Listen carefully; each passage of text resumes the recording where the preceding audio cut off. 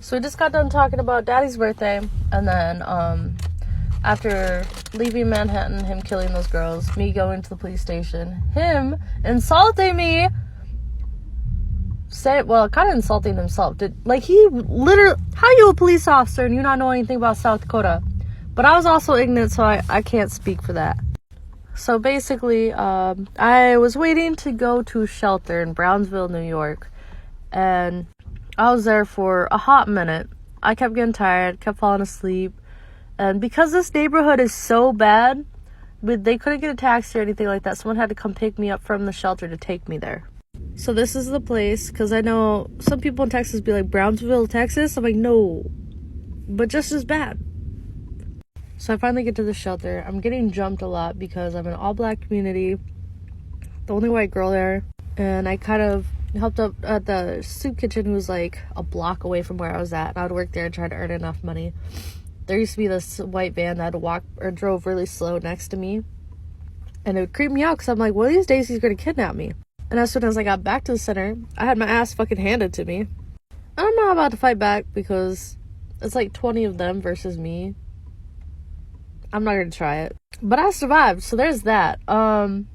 There's also this heavier set woman who came from, I think, Florida.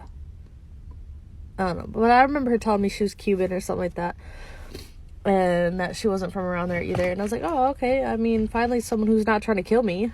So we hung out for a little bit, and then I finally earned up enough money to get back to South Dakota. So I ended up back in South Dakota.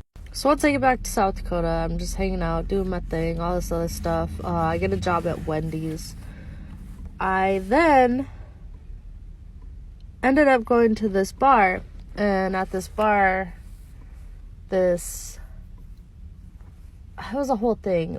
We went in, we had drinks and stuff. It was Halloween. We're all dressed up. I had face paint. Couldn't really tell how old I was anyways.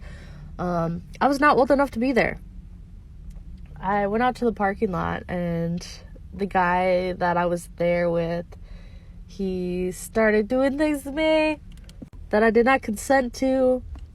And I guess what made it confusing is that I've continued to hang out with that guy anyways, because for me, that's normal. You know, after all the essay that I went through as a child, like, to me, you don't, like, I don't know, those are normal things to me because that's the environment I grew up in.